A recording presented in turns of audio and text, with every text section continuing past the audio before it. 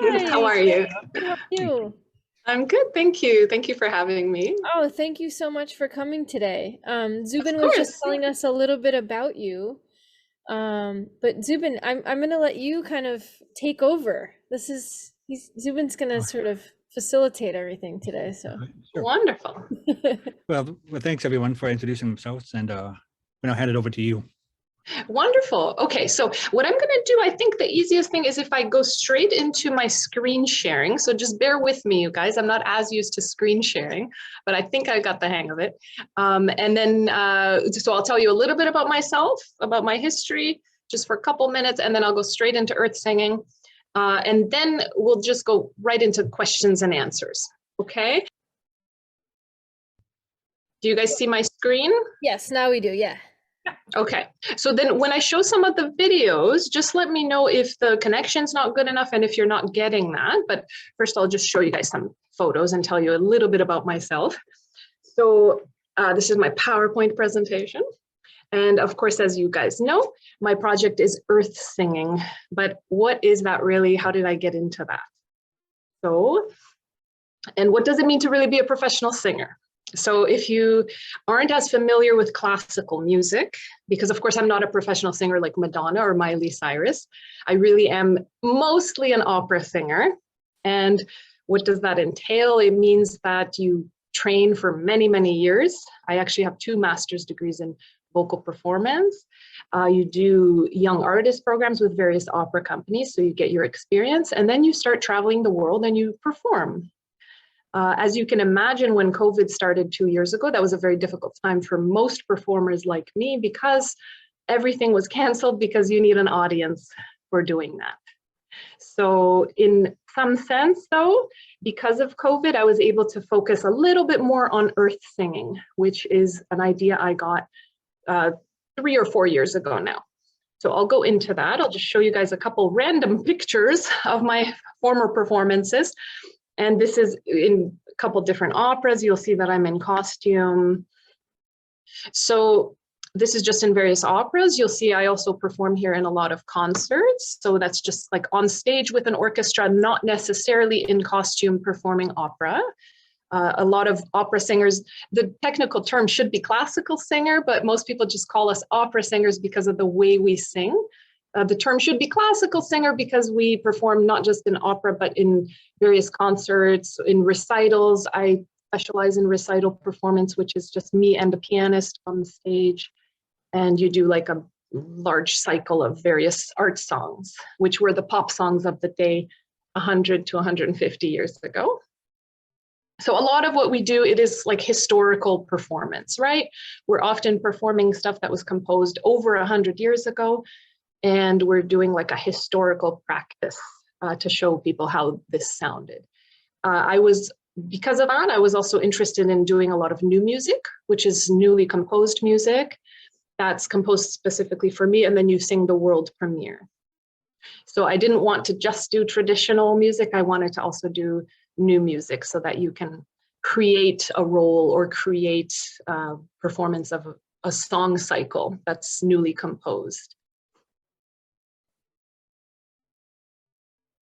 Okay, so now, why did I get into earth singing? Why would an opera singer do that? So I will play you guys just a little introductory video so you guys have an idea of what I'm doing, and then I'll go a little bit more into detail about it. So this is just a 2-minute video. I'm going to play it for you guys.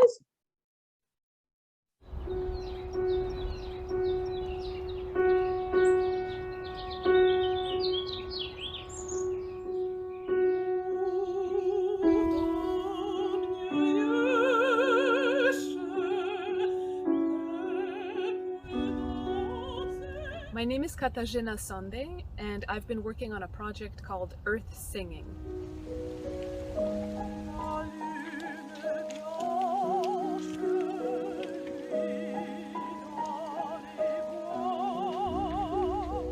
I've been finding beautiful, sometimes hidden locations around the world where I've been recording myself singing live to showcase the natural acoustic of these environments,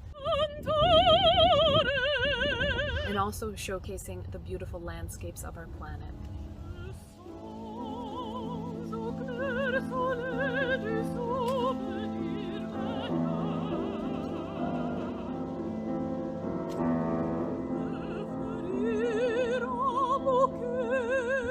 I became passionate about using my voice to raise awareness for the fragile beauty of our planet and the fragile ecosystems that face many threats today.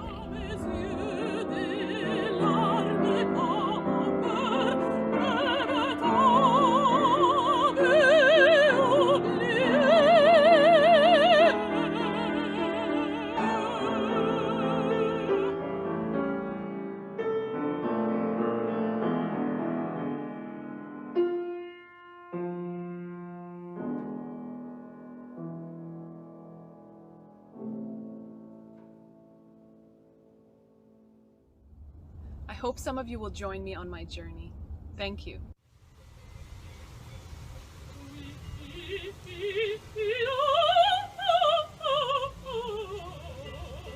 Okay, and I'll stop that video there. So that just gives you a little bit of an introduction into what I'm doing.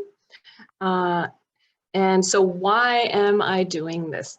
So about 3 or 4 years ago, I was going through national parks in the United States. And of course, as many of you guys might know, in California, Utah, we have so many gorgeous national parks, and you see all these wonderful landscapes. And not only are they wonderful landscapes, but they seem like very good natural amphitheaters as well. So I started a little series where I would find myself in these places and I would just record myself singing. And initially it was really just to show like, hey, in nature, we have natural amphitheaters. What's an amphitheater? It's a traditional term used to describe a space where the voice carries well. So people that perform in traditional plays like in Shakespeare, or of course opera singers, we need a good amphitheater in order for our voices to project easily because we don't use microphones to help our voices project. So I started this as like just a little series, you know, the shorts that you see on YouTube and on Facebook and stories, things like that. I would actually just post it as a story, as like a little series, singing in nature. Then I decided, hey, you know, I should actually make like full-length videos, but with myself singing live and showing the natural acoustics, but also, of course, showing more of these beautiful places. So actually using better video footage where you can really pay tribute to these beautiful places that planet Earth gives us, right? Why should the singing be live? Because I felt that it was more honest and powerful to show myself actually going to these locations and singing live as opposed to lip syncing.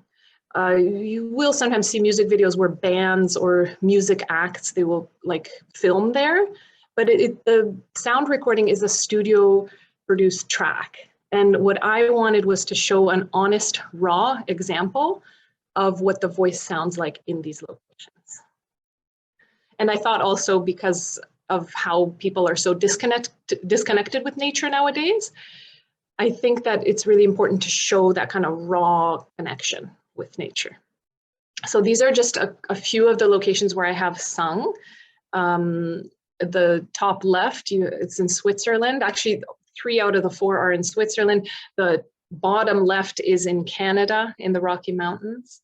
As you can imagine, the mountains are often like the most wonderful natural amphitheaters for someone to sing in because of the rock formations. And of course, rock and even wood, they will create a really nice resonance if you're singing there. And I'll show you guys a few of these a cappella clips. So I'll play them off my computer. I have a couple videos here just to show you how it started, right? So right here, I'll just play a few seconds of this one. So this is with a 4,000-year-old tree, the bristlecone pine forest. I also thought it was powerful to stand in front of that and sing with one of these ancient beings, 4,000 years old. Someone tell him please to put on some speed. Follow my lead. Oh, how I need someone who'll watch over me.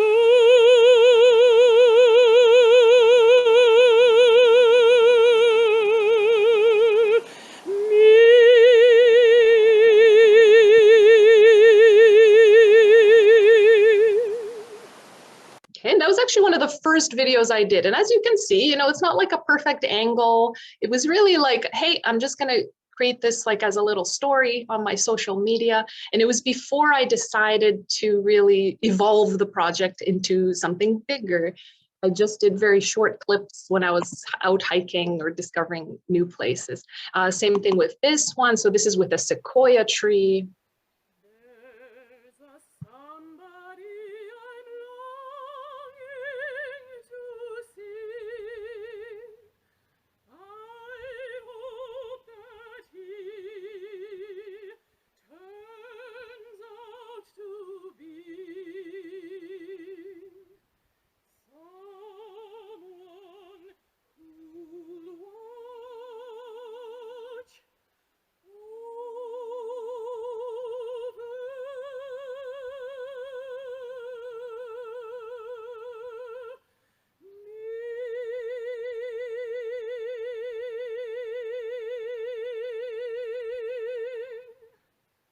Okay, now you will see that, yes, I was standing inside the sequoia tree. That was actually, I just completely found that it was in a grove in one of the national parks, and I just came across it and I thought, okay, I'll stand inside it and see what the acoustic is like. And it was really quite incredible because these trees are so huge, and the way the voice carried, there was like a dome and everything above me, and it was just like singing in a concert hall.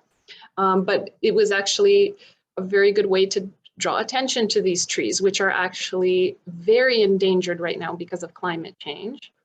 They are, because the climate is changing so fast, the climate that they were used to over 3,000 or 4,000 years is just changing too fast. And a lot of them are not doing very well. Some of the scientists are studying the bark and they're seeing that they're deteriorating.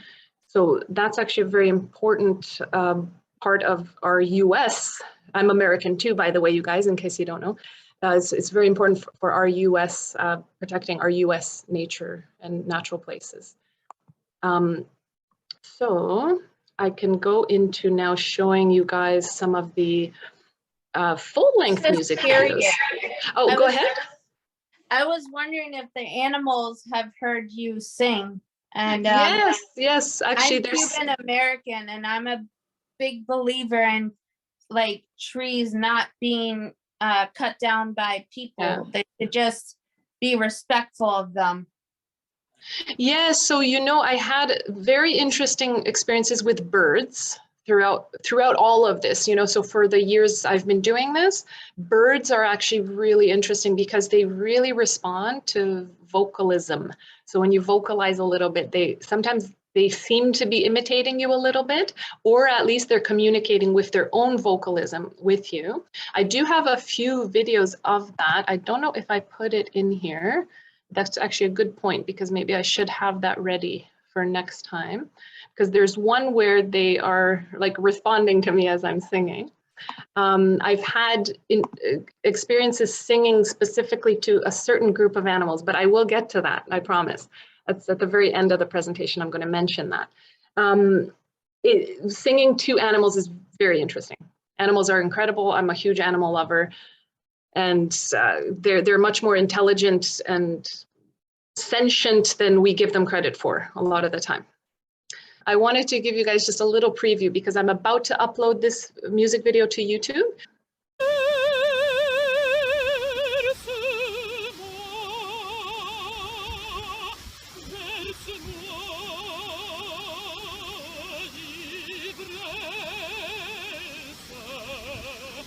And here you can actually hear how it sounds raw, because I didn't actually put the piano accompaniment to that video yet. But if you go to my YouTube channel in the next couple of days, you will see that I uploaded that video. And that was just to show you how it sounds raw, just like those original a cappella clips. If you don't know what a cappella means, it means singing without accompaniment. So all of these were done, like when I was just in Switzerland for 6 weeks during last summer. I was recording a bunch of music videos, and if you were to pass by as I was doing it, you would actually hear me singing like that. You wouldn't hear the piano behind me, because what I did is I had a piano track in my ear with an earbud, and then I would layer those together when I was producing the music video. I will get to that though. So I just wanted to show you a few clips of what I have done where it's a full music video, just so you can hear. Where am I? Okay. So this was actually done at a glacier lake. The lake was newly melted because the Switzerland's glaciers are melting at an extremely alarming rate. And I decided to use this location because of needing to send the message that these glaciers are melting extremely fast. So even though it's beautiful, as you will see, the lake is gorgeous and it was stunning to be there. It's a very disturbing thing how quickly these lakes are melting. So you can see over the last 150 years, the Switzerland's glaciers have lost over 60% of their volume.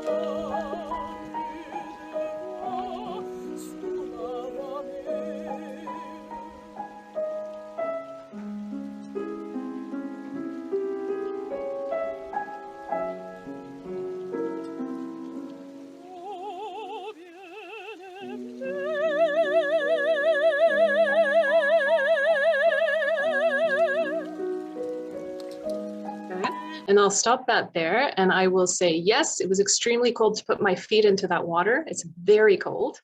That was a very special place because I met a geologist while I was in Switzerland, and she actually told me about this newly formed glacier lake. I had my hiking backpack. I had to hike quite a distance to get to this location. The dress I'm wearing in the music video, I had in my backpack, and I actually had to find a little corner where I could change. And I just set everything up and created this music video. And I had some very minimal drone footage. So the drone footage you see, I find it important to mention because a lot of people are concerned about drones in natural places. So I am very careful and respectful when I do these drone footage shots. I do very minimal footage. It takes me about 10 minutes to get these shots. And I also use a drone that's very small, so the sound it makes, it's not like one of those larger drones that disturbs birds and nature and all that. So I do find it important to mention that. And people, if they're drone operators, should be respectful of that as well. It's very important. Oh, sorry, it's the same one. So this one was also taken in Switzerland, and I'm just going to play a few seconds just so you guys see a couple of the different scenes that I got. And this was at a mountain lake as well.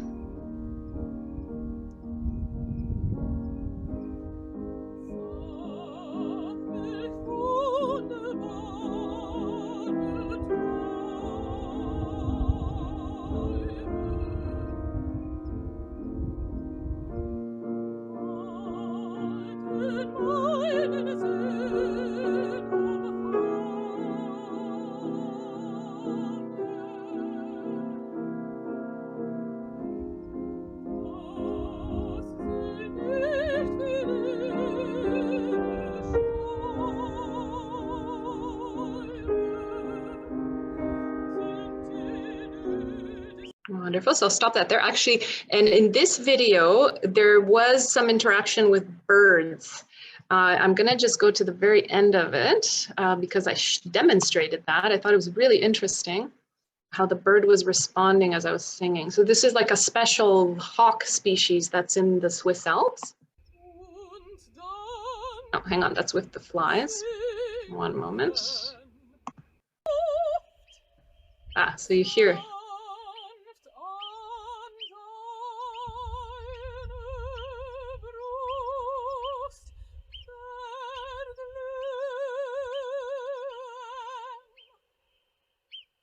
Yeah. So it's always really nice when they seem to interact with you, you know, because they usually would fly past and you'd hear it for a moment. It's really interesting. They seem to be staying around me and responding somehow to me singing. It could have been a territorial thing, you know, they might have been like, hey, you're another species, you're in my territory, or they were somehow trying to communicate. I'm not sure about that, but it's still very interesting when animals make an appearance. And just one more, wanted to show you guys this one because this was by far the most difficult to record because I had to climb 2,000 meters up to get to this location. Let me just go straight to where I'm singing. So that's 6,500 feet about. So I hiked up there, it was very cold.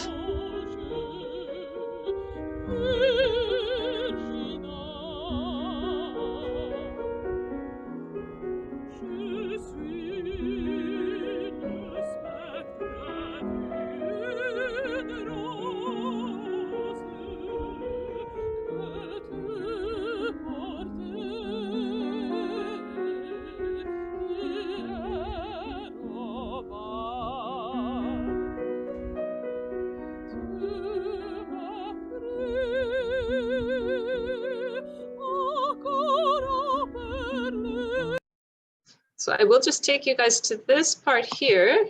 You will see why I wanted to climb here. Because of that stunning view, of course. And actually the very interesting thing is, you might be like, how does the voice carry like that? It really does. When you have mountains surrounding you, and if you're trained operatically, then the voice will carry through the mountains like that. And you will see traditional sheep herders, for example, in a few of the Nordic countries, where people sing essentially to the sheep, sometimes to cattle as well, sometimes to cows. And those animals will then follow the herder, or they will find them because the animals often drift quite far into the mountains. And then the sheep herder will use these vocalisms to call them, right? And they're using the acoustic of the mountains and their vocal capabilities in order to be able to do that. So there are some traditional farming methods actually that use this kind of vocal projection. Okay, so going on though, so I did want to mention when I do those crazy hikes up in those distances, those heights, I mean, those altitudes, it is difficult to sing, you know, because it's difficult to get a lower singer's breath when you do that. But again, if I didn't do that, I wouldn't be able to find these beautiful locations. So you have to do it and you have to push yourself. It was definitely a resilience exercise for me, but what it meant more for me to just show these locations and sing there so that I can use it for my project, right? So it's important to show these raw, wild locations for this project. The person you see here in the photo with me, that is Nadia Boucher. So she's a Canadian pianist, also a good friend now. She is the one that recorded the piano tracks for me for the full-length music videos where I'm singing with accompaniment. So again, she would record it for me, and then I had the recording on my phone, and I had an earbud connected, and so I would sing along with it, hearing it in my ear in order to make the recording. Because otherwise, if I didn't have the recording in my ear, of course, I wouldn't be able to match the music with my voice when I was producing the music video itself. So she did a beautiful job. She's a wonderful pianist and also a professor at the University of Ottawa. Now here is what some of you were waiting for. I think, Paula, you were waiting for this. So you might be like, why are you interacting with a bunch of apes here? What's going on? What does this have to do with earth singing? Well, so I was living in San Diego for a couple years. So this is about 4 or 5 years ago now.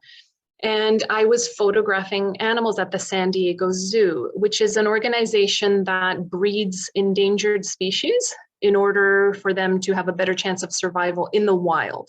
So I'm not very much a proponent of animals in captivity. I don't agree with like extremely intelligent animals, especially being in captivity, but no animals. However, zoos like San Diego Zoo do a wonderful job of keeping records and specimens of reproductive fluids of these animals so that they don't go extinct in the wild. And actually, Bonobos are extremely endangered. There may be only 10,000 of them left in the whole world. And I think that's unacceptable because they are very close to us genetically. They're 98% to 99% the same DNA as us.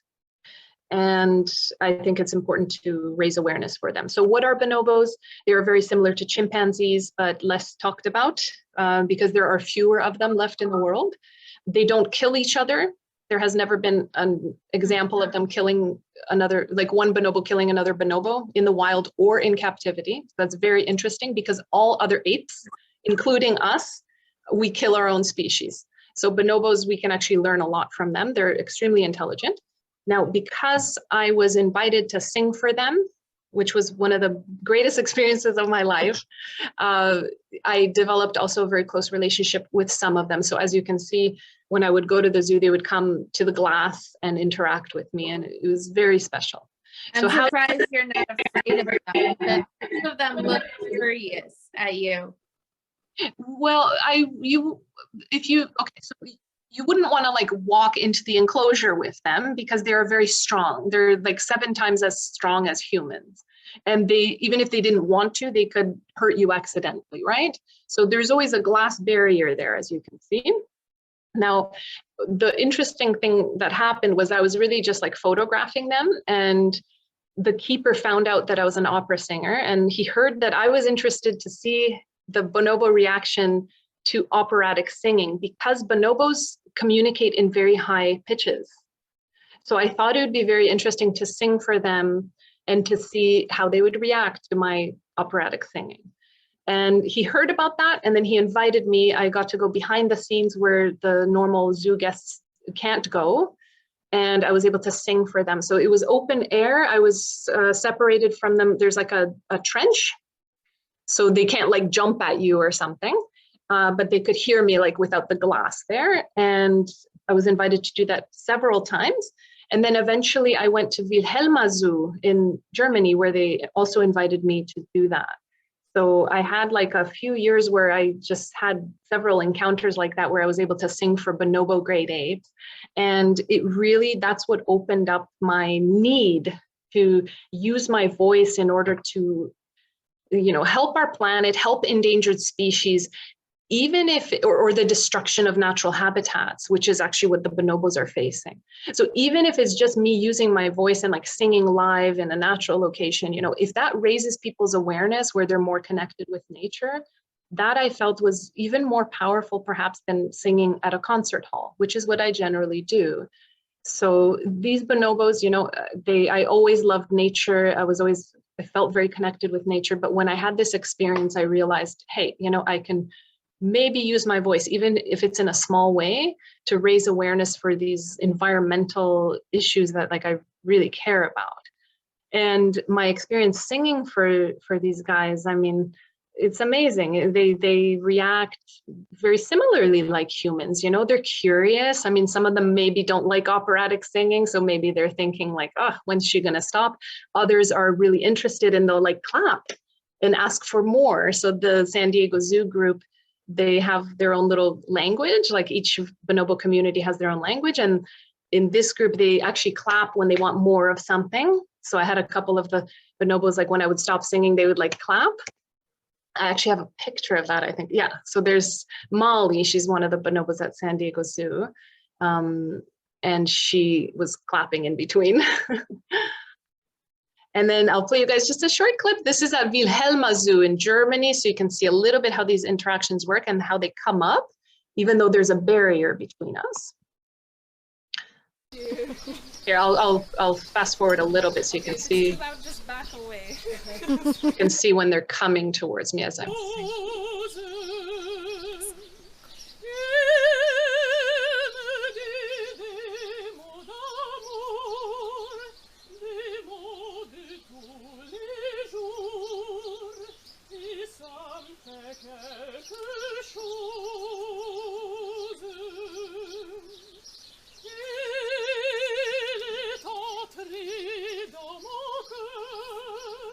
And they actually had, like above me, when you saw me facing forward, there was actually like a climbing structure above me. So they were also like right above me, like over my head.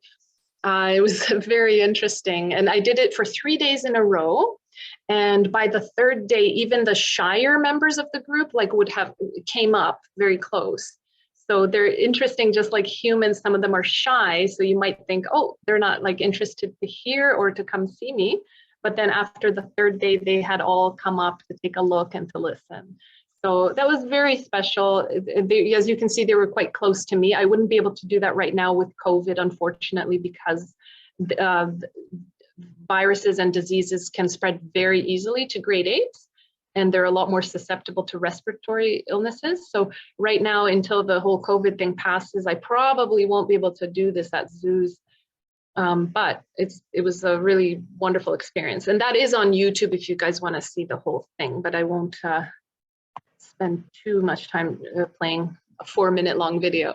So I just wanted to conclude here. We'll go to questions and answers. If you guys want to follow me, if you want to message me, please feel free to do that. It does actually help me if you subscribe to my YouTube channel, because I am pushing this project right now. So feel free to subscribe, please, and take a look at my videos. And then, of course, all of you, please message me if you want, if you have any questions after this presentation. I'm very happy to follow you guys as well. So just send me a little direct message on any of these social media platforms, okay? So let's open it to questions and answers now. I'm gonna stop my screen share here. How do I do that? Stop share, okay? And we're back. All right. So what questions do you guys have for me now? What kind of, how did you get into opera, I guess? And then also, do you have a particular favorite type of opera that you like to perform, or like maybe a certain language, or I don't know. I'm not really 100% familiar with opera. I've been to a couple operas, but yeah, they're all different. I've kind of discovered. Yeah, there's a lot of different styles. I do love Carmen. That's a very stereotypical thing to say, actually, for a mezzo-soprano, but I love it. I love that music, and that opera is done actually quite often. And it's very catchy for people that aren't as familiar with opera. So I always recommend for people to go see Carmen, because it's a good starter opera. And it's not... Most people won't say, oh, that's boring, I got bored listening to that, because the music is so catchy and good. So Georges Bizet, he was the composer, and he uses like just a lot of rhythm in his music. So you kind of feel like dancing when you listen to it. So Carmen is definitely one of my favorites. I do love French opera, and it really suits my voice a lot. So you will see, even on my YouTube, you'll see I do sing in French a lot. I sing in Polish a lot. I am Polish. I was born in Poland, and Polish classical music doesn't get as much attention. So it's very important for me to show some of the really beautiful pieces that aren't often heard. And yeah, how did I get into it? I actually started a little late. I was 17 when I started training, and that's actually a good age because your vocal cords are ready and they're mature. Sometimes if children, let's say, try to sing opera, I don't necessarily recommend that, especially I'm a vocal coach as well. And I usually, if a parent comes up to me, I usually tell them, look, sign them up for piano, violin, or even a children's choir, but don't try to train their voice operatically until they're like 15, 16 even. So a lot of my friends, like when I started my undergraduate, they were quite ahead of me, and they had been singing since childhood. And I had to work very hard the first 2 years of my undergraduate degree in order to really catch up, like with all the music theory and all that. But I loved it. I loved the challenge and the discipline that was required in order to sing operatically. I do sing pop style as well. I have been known to delve into other styles, and I actually taught a lot of people those styles as well, because the basis of the classical technique works very well for most singing styles. So I do still venture into other styles, but of course, professionally, I usually sing opera. It's got to be so much fun though. It's got to be so much. I mean, just the outfits and everything. Like I used to sing jazz and like band kind of swing music and stuff with a couple bands in the local area, and it's just so much fun because there's so much energy and it's just fun to get dressed up. Oh yeah, and so you did some of like the big band stuff, huh? Yeah, like a lot of jazz, like Fun. Al Corey Big Band in Waterville. I had a vocal instructor. She used to sing for them, so I did a couple of gigs with them, and folk music. I had a folk band at one point, and my husband is a metalhead and has 2 metal bands. So Yeah, I should do a metal version of One Earth Singing track. I wonder how people would react. Eh? I don't think animals would react very well to it. But, Yeah. it's very interesting with the birds interacting and stuff in that video and stuff, because I've never sang out in nature, but I sing to my cats, and they have like particular songs that they like better, and like they'll start kind of moving with. So it's kind of cool to see how like how everything interacts different with different sounds, and like what you were talking about with, and I'm not going to remember what type of ape it was that you were talking about. Bonobo. But how like we're saying that they do a lot of those kind of similar calls and stuff, how they were kind of like coming closer and closer, which is kind of cool. It's very cool. I'm impressed. I'm really this has been fascinating for sure. Oh, thank you. Well, I think it's important like to actually talk about, especially those animal experiences, you know, because I think that's what gets people curious, and they're like, they actually react, and they're listening, and they're processing. They're actually thinking about it, you know, as you're singing to them. They're not just like passively hearing it and they don't care, right? They're curious. And even like little birds are curious, and I think that's one of the most fascinating things about like what I've been doing is just having, you know, you go across like some of the footage, and then you even notice things you didn't notice before, and it's just amazing. Nature's so fantastic and incredible. Yeah, but yes, to answer, it is very fun, of course, like when you have like one of those opera gigs and you're putting costume and hair, like wigs, and it's really fun. Absolutely. Yeah. Yeah. I think I see Paula's hand too. Paula, do you want to ask a question? Sure, why not? Well, my dog likes English and Spanish music. So when I play it on my portable DVD player, he gets really curious about it and listens it to, but then I sing it to him. But I am a person that doesn't like classical or jazz because it really starts to tear me up. So I'm more of a hip hop, pop, rock, and rap person. Well, so I actually like pop music too, you know, but the reason why, and I've done a few videos where I'm singing either like pseudo classically. So you guys heard like the Man I Love, that's a classic musical theater. And I have done a few where it's like just pure pop. And I have a couple with a guitarist on my YouTube as well. But the only thing is with that style, it won't carry as much. So I try to stick to a little bit more the classical style so that the voice carries and you can actually show the acoustic. However, you know, I will continue to do like some pop stuff as well. So, but if you are saying that it tears you up, you know, you might want to actually keep listening to it because it does. Because I lost a relative, a grandpa, who loves that kind of music. I never liked it. Okay, well, try to give it a chance. You know, I do think like some of that it might be therapeutic. Yeah, I agree. Katarzyna, I was wondering, like, what locations are next on your list? Where do you hope to record next? So definitely California, Utah, Arizona, because I did a few of those short videos, like I showed you guys in the beginning, and I'd like to do a couple of full-length videos like I have in Switzerland and Canada, in my own turf in California as well. I will be going back to Europe as well. So I would like to do a few different locations, like in Italy. I really would like to do a video in the Dolomites because I think it would be very spectacular scenery behind me. And then also, of course, I will be looking always for more hidden locations, you know, so not necessarily the very touristy ones. If you have a lot of tourists, oftentimes you're going to have a lot of people talking in the background, which I don't want. And actually, which I didn't mention today, I want to mention it because it's important. Some people might be like, oh, if someone was singing like that loudly while I was hiking, I would get angry because I'm trying to enjoy the natural sounds.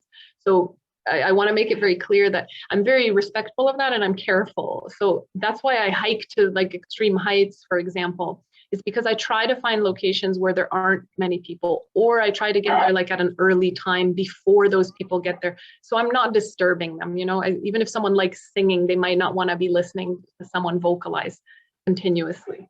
So those non-touristy places are very good too, because often I can be alone and I'm not disturbing anyone, but I'm also not getting the people speaking like in the background where I wouldn't want that in my recording, right? So California, I think, is next, and probably Western Canada as well. Yes, Allison? My question is if where you're trying to kind of raise awareness and also like kind of like you were talking about the glaciers and stuff melting and stuff. Do you, I mean, is that something like that you're working with somebody to kind of like get out there and get kind of funding to kind of like say, hey, we need to like start doing this to help our environment, and we need to, I don't know, I'm trying to think, my brain's not processing correctly today, but I'm just No, I think I hear you. I think I get your question. Yeah. Yes. So I am right now. So this project is fairly new, you know, like where I'm doing like the full length videos. So I'm still kind of like pushing it right now. I'm trying to get people aware of what I'm doing. And it really is a matter of seeing how it evolves from here on out. So I am working with a couple of organizations. So actually I have another talk with Artivism. That's actually thanks to Zubin because he introduced me to that organization. So I will be doing some speaking engagements, and hopefully that will kind of raise awareness for what I'm doing. And then eventually I would love to partner with some organizations where we can help like raise money, for example, for some of these causes, right? So absolutely, that would be a dream for me. And I just have to kind of see how it evolves from here, because right now I am doing everything on my own, you know, including the producing the video and everything. So that takes a great deal of time actually.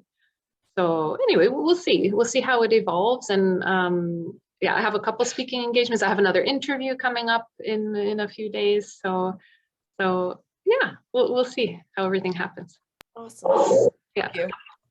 Well, Katarzyna, we're running out of time, but this was amazing. It was so cool I know other folks agree. Like this was so cool to see your project, and I hope you don't mind if we kind of put stuff up on our website and kind of spread the word a bit more about your project and tell more people about it. But thank you so much.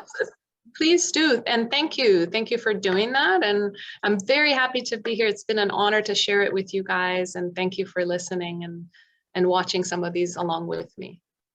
Thank you so much. Thank you. All right, take care. All right, you guys too. Nice to meet all of you. Too. Zubin, thanks for putting this together too. I learned so much. Yeah. It was so cool to see. So Yeah, thank you, Zubin and Renee, for moderating as well. And you guys have a great rest of your day and week. you too. Thanks so too. much. Thanks. Okay, take care. And I will make sure to resend the link to if you guys haven't found it, her YouTube page too, so we can or her YouTube channel, so you guys can see more of her videos. But I did find her on YouTube and started following. Oh, nice. Okay, cool. I was trying to find her on TikTok, but that's great. you know how TikTok is. There's like hundreds of the same name out there. So I'll find it eventually. Yeah. Awesome. Thank you very much, Zubin. Yeah, thanks, man. It was awesome. Yeah. Okay, I'll see you guys. Hopefully I'll see you on Wednesday.